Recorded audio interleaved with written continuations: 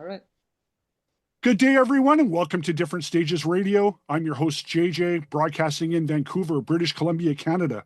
And my guest today, you know him from his early years in Lords of Black to fronting the return of Ritchie Blackmore's Rainbow, the Ferrymen, Sunstorm, Elegant Weapons, and much more.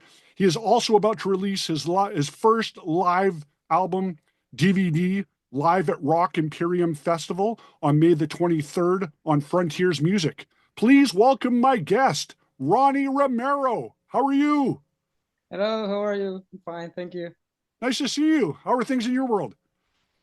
Nice. A little busy. Going back and forward in the studio in Bucharest. It's a little bit far away from where I live because we live outside the city, but the traffic is terrible nowadays. So, yeah, I'm running everywhere. I think that's a worldwide issue. Traffic is terrible Yeah, everywhere. definitely. So, so you're recording stuff. Do you just thrive on being busy? Is this just part of your DNA that you just got to be busy, man? Yeah, actually, yes. And this is something like my wife, she doesn't like much because, I tend to wake up very early in the morning. I can't sleep after 8 in the morning. So 7:30, I wake up, I play with the dogs, and then I start to do things in the computer. And then if I need to go to the studio, I go to the studio, and I'm busy all day. I think it is the only way to keep my mind working. Otherwise it would be very, very boring for me just staying at home doing nothing. You got to be creative. And I like how you throw the dogs in there because dogs are crucial. Dogs are awesome. Yeah, and actually we have three big dogs, and they have a lot of energy. So, I need to go to the forest to walk with them all every day, twice, and they eat a lot, and they need a lot of attention. So yeah. What are their names? The German Shepherd is Ruslan. We have a golden retriever called Ringo, and then we have a Springer Spaniel called Sante because it's a strain dog we rescued from Greece when we were on honeymoon, and that's in the island of Zakynthos. So since the town is called Sante, also we call him like the island. Good for you. That is awesome. So you got a nice little pack, nice little crew there. A little bit, yeah, a Your little little, your own little band at home.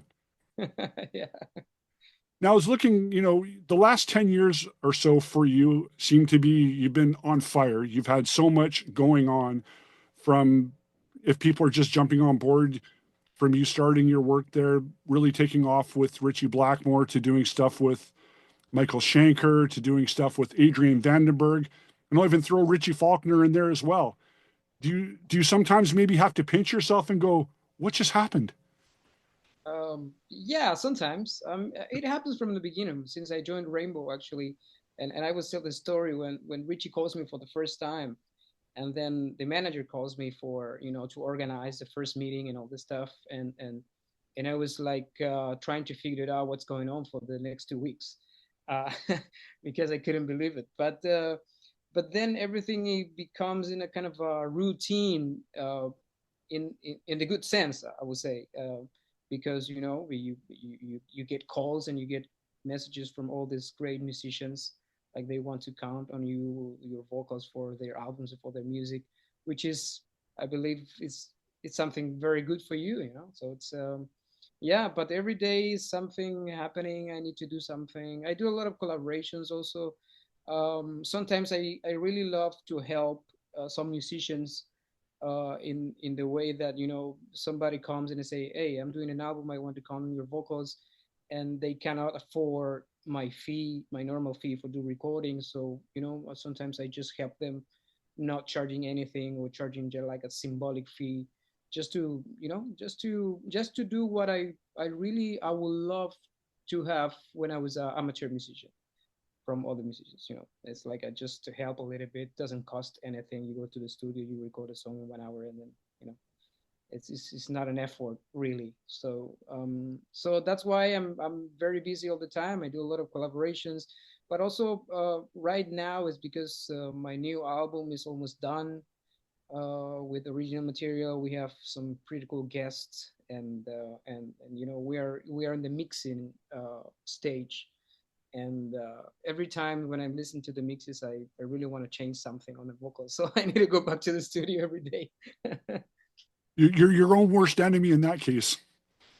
I think it's for a good reason, Yeah, because yeah. Can't help it. Yeah. for example, if I listen to many lies, too many masters, still after 2 years, there's still some things that I really want to change. So, But I guess it's so all part of growing and learning. You learned what you did before. How can you make it better on your next project? absolutely, Yeah. yeah, absolutely, yeah. And since I have probably this is the album I have more control than anything else. I really wanted to do it well. So yeah, that's why I'm really picky with the producer and with the other stuff we're doing. Well, on that topic, do you think that's something that we might see later this year, or do we have a rough release Yeah, yeah. period? Actually, the idea is to release the album by the end of the year. Yeah, probably October, November. Yeah. You have a working title right now for it? Yes, it is. He have the album title is called Backbone, Okay. which is a kind of representation of my career. From the beginning, since I started when I was in Chile with 14 years old, playing in a pub for, I don't know, 10 people. They were not paying attention to the music I was doing till, to the top, working with Richie and Schenker and Vandenberg and many others. That was great. So, do you think Backbone is perhaps the next chapter for Ronnie Romero? Is the live album coming out perhaps a bit of closing that chapter, and Backbone will be the start of a new one? Oh yeah, well, I mean the live album is it was an obvious step because the Too Many Lies, Too Many Masters works really well. It Mm-hmm. worked really well in terms of the critics and the people really liked it, but especially with all the shows we did so far, uh, because the people they really liked the band and the performances we did, all over the world. So I really wanted to represent that in an album. So that's why it was my idea, since I knew that we were playing this big festival, Rock Imperium in Spain, and the promoter. The thing is, I was part of the creation of that festival some years ago, because the first edition it was with Rainbow, and I remember the promoter calling me. He's a good friend of mine, and he wanted to have Rainbow in Spain, 2017, 18. So I put them in contact, and then I was doing a lot of lobby, let's say, for to go to Spain. So when Richie accept to go to Spain to play a show, he say, I don't want to play a solo show. I want to be in a festival. So this guy created this festival. It was called Rock the Coast at that time, Okay. before the pandemic. And so he created the festival because of the Rainbow Date, you know. So since then, the promoter, he was kind of he fell in debt with me in a way, because I helped him to bring Rainbow to Spain. So when he offered me this, he say, I want you in this festival. It's gonna be in the main stage in a very good slot, because we play right before Right Hip in the main stage. So I say this is the perfect opportunity to record it and to make something. So I came with the idea to the record label, and they say, yeah, let's do it. So here we are. So, kind of a full circle moment from booking that original show with Rainbow with the promoter, and then having your own show being Yeah, recorded for a release. That's it, awesome. it's like a close in a circle. Yeah, I would Nice. say. Now, talk about the band that you have that are on the live album. People that aren't familiar with, Yeah. same pretty much the same lineup as Too Many Masters, or It's pretty much, besides the bass player we change, it's pretty much the same lineup, because I wanted to have a band and to do an album in the old way, um, because many times I recorded albums with the producer and the other band members in different countries. So you get the tracks, you go to the studio, and then you record, and then you send the tracks back, and that's it. It's a little bit of it's a little cold, in my opinion. I mean, it's okay if the music is good, like the Ferrymen and all this, Sunstorm and all this stuff. Great musicians, great songs. So you cannot notice that much. But but me as a musician, and since I've grown up like a stage musician, you know, like a garage band musician, playing with friends and um, rehearsing and writing all together and recording all together. I really wanted to have the same feeling for my band, so I picked up good friends like Andy, the drummer who was in Lords of Black from the beginning, Jose, who is the guitar player. We did an album many years before in Spain for his band, and it's people that I can trust. They're good friends of mine.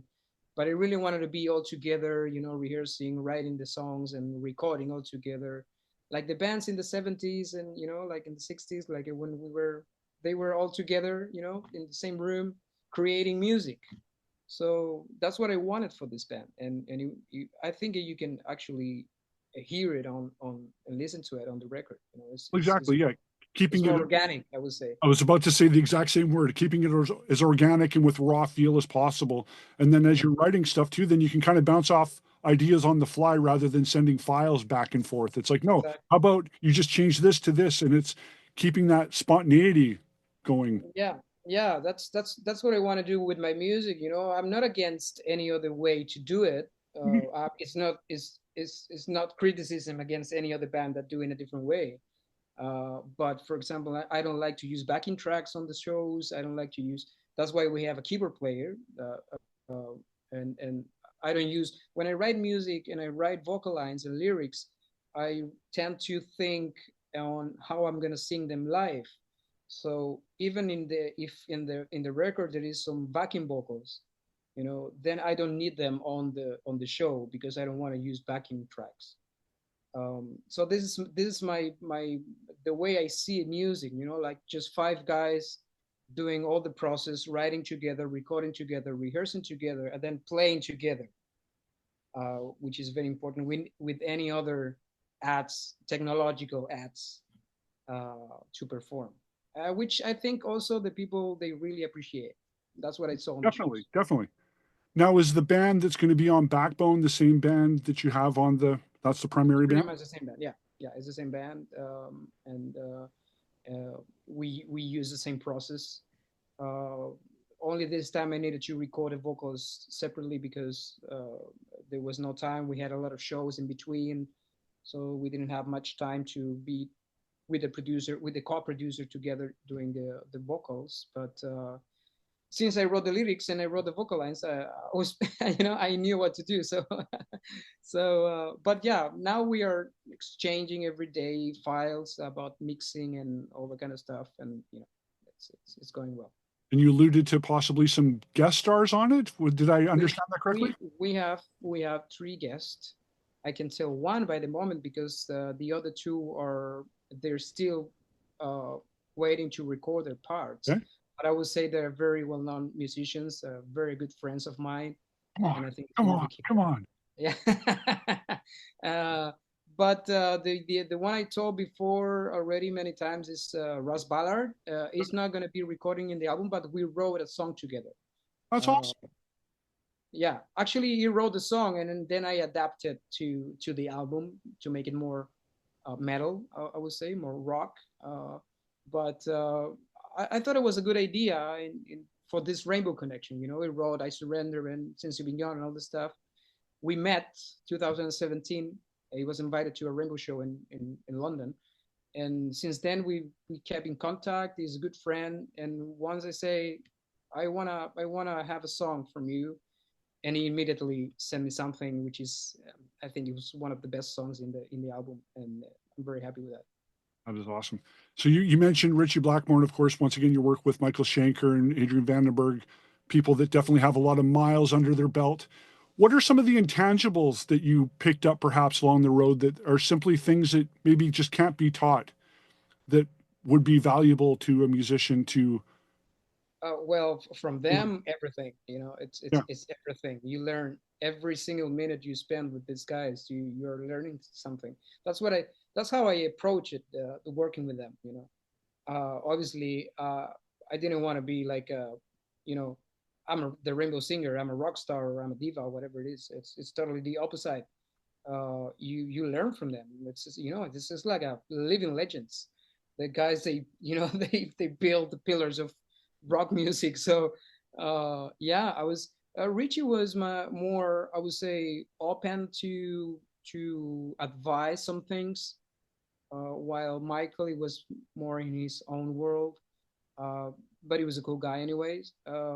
But yeah, you learn everything from rehearsals and how to write and how to behave, and as Ronnie Dio says once in an interview, you learn the what to do and what not to do, the good things and the bad things, right?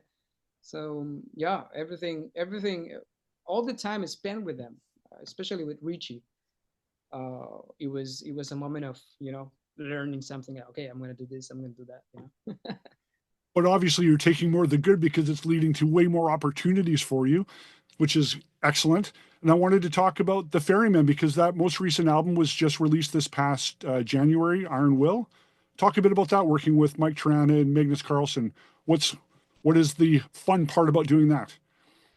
Well, especially because I was a huge fan of Magnus Carlson since many years, and I told him when we started to work together.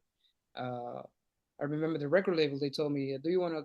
Because they were just putting to an end to this Alan Lande project with Russell Allen and Joe Lande and Magnus Carlson writing the music, and they were looking for something new for Magnus Carlson, and they asked me, "Do you want to do an album with Magnus?" I say, "Absolutely," because I remember when I was in college, I was in the university at first years of the university, and probably the first two Alan Lande albums were the albums where I burned them. I was listening to those albums every day on the way to the university. So it's cool in that way. And also Last Tribe, his first band back in the days. Um, so I knew that's gonna be fun because such a great songwriter. It doesn't. It's like it doesn't need much to make a great song, uh, and that for a singer is very cool because anything it's coming from him, it's gonna be great and you're gonna enjoy it, singing out over it. So yeah, we started to work together and we had a very good chemistry.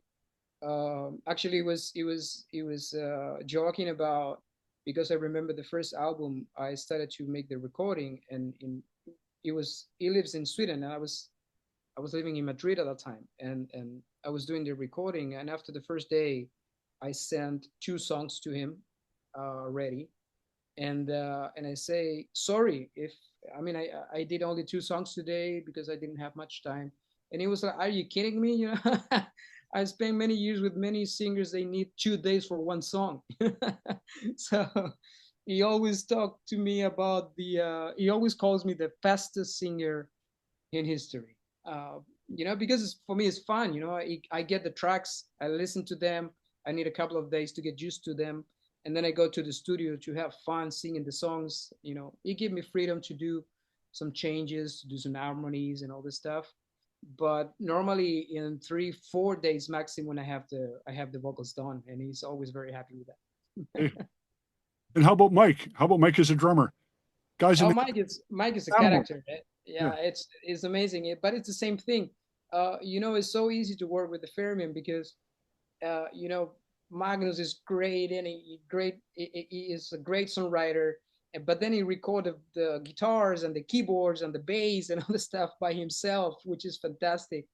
And then we send the tracks to Mike, and also in a couple of days or 3 days, he's ready, and he knows exactly what to do with the songs. So it's like a win-win every time.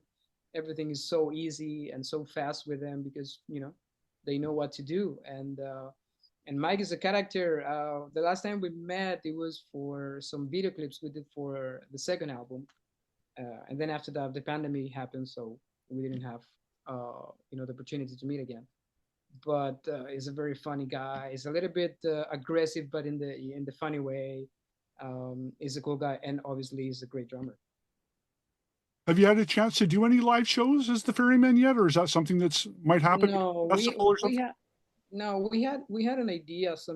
It was right before the pandemic to make like a once in a lifetime, like a 5 shows in festivals, something like that. But then the pandemic happens and we needed to stop the plans. We never thought on the Ferrymen like in a live band. That would means to bring another, couple of musicians for the keyboards, for the bass, and all the stuff. Maybe another guitarist, which is will be very complicated nowadays.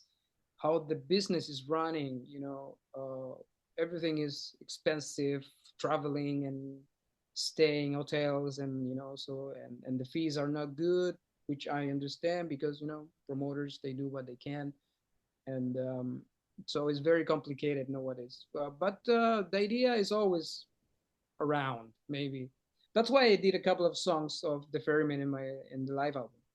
which I sound really great. I Yeah, really wanted to yeah. pay tribute to that project. It's funny because we did songs from my album, which the people really liked it. We did Rainbow in the Dark from Dio, which obviously the people really like. But then I was surprised for the reception of the Ferryman songs. The people they really liked when we played them. Probably because they were probably the most least expected songs that they thought they would hear. So, Yeah, absolutely. what are Yeah, you doing? What are you doing? yeah. Now, talk a bit more about Too Many Lies, Too Many Masters. Like that's a great record for people that maybe haven't gotten around to picking it up. Um, how fun was making that and experiences learned?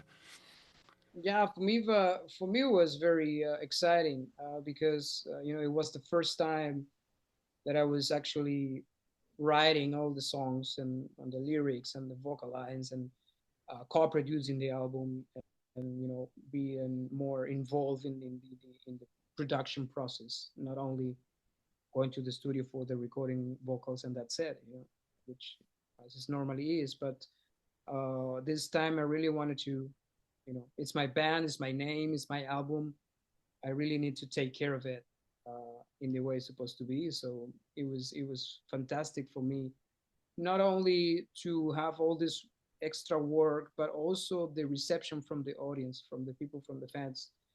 I was a little bit nervous, obviously, because you come from working with great legends and singing great songs that everybody loves, and suddenly you pop up with something that you don't know how it's going to work, and it's a huge responsibility also. But at the end, I think we did a good album. The people really liked it. Even now, we did the last tour in March in the UK, and it's a great feeling when you are playing your song that you wrote by yourself, and the people is singing it. It's a great feeling that I really want to experience. Which I'm sure you will with Backbone. Hopefully, we see that later this year. Well, I think the backbone is too many lies, too many masters. It was more as an experiment in the way that I didn't know exactly which kind of songs people will like, uh, or will represent better my career. So that's why you have some different, kind of songs in the same album. You have more hard rock, and then you have very like a fast speed metal, and then different things. There is a blues also, but this time I think we know better what gonna work, and what the people think about how Ronnie Romero's music should sound. So I think I would say this is more straight album, and it was enjoyable to write the songs and to sing them. I think that the people gonna really like it in the way that it represents better uh, Ronnie Romero. Yeah, it sounds from what you're describing more focused and more dialed in, a bit more purpose, perhaps. Yeah, I mean, it still sounds like in the way that obviously the people they connect my vocals and my career with, for example, Ron James Dio and all Hmm. the stuff. So it's gonna sound like a contemporary Black Sabbath in some way. But we work really hard on the choruses, so you know it's different from the first album. And also because I'm very excited with this song we wrote with Ross Ballard, because it's a great song. It's rock, but still can sound on the radio. So it's gonna be it's gonna be. I don't want to say an anthem because that would be very pretentious, but but I think that people they really gonna like it. Well, I'm looking forward to hearing that later in the year. And I'm wondering if I can also look forward, not just me, but can everybody look forward to a second Elegant Weapons album? Is that something? Yeah, Yeah. yeah, it's pretty much the same thing in terms of Scheduling. yeah, because when I joined the band, the album was recorded already. They had a different singer, so the songs were there. I just needed to listen to the songs and the previous singer, and then try to record it on my own way.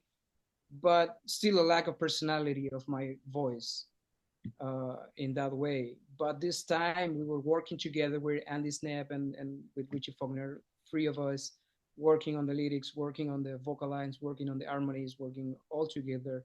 We spent a lot of time in the studio together doing all this work, the vocal production. So and it's an evolution of the band. This we have this stable lineup with Christopher Williams from Accept and Dave Rimmer from Right Hip. They recorded the album already also. Oh, So yeah, so it is more Elegant Weapons than the first one, I would say. The songs are great. There is a few great songs that I was talking with Richie yesterday and say every day I like a different one. It's like today I like this very much, and then I listen to the album again, and now I like this other one because it's a different thing. But yeah, I think it's a great album. The people, yeah, and it's gonna sound like an evolution of the band for sure. and is there a target date for that to be released? Not really. I just finished the vocals like 2 weeks ago, and since the guys are doing the Judas Priest tour now, I guess It'll be time for once they come back from the tour and they stop a little bit, they're gonna finish the production, and then we will see. any album title for that so far? No, not that I know. Probably Richie knows something. I will ask him, but so far I don't have that information. Well, that's exciting because yeah, the debut was quite phenomenal, and now I'm even more excited though to hear the second one. To hear you being involved through the process should make Yeah. it that much more fun. Well, I appreciate your time today. I know you got other interviews to get to. I'm very much looking forward to live at Rock Imperium Festival, live CD and DVD that will be arriving on Frontiers Music on May the 23rd. You can pre-order that now on differentstagesradio.com. And I thank my guest today, Richie, I'm thinking about Richie Faulkner now, Ronnie Romero, Thank you very much. joining us on Different Stages Radio.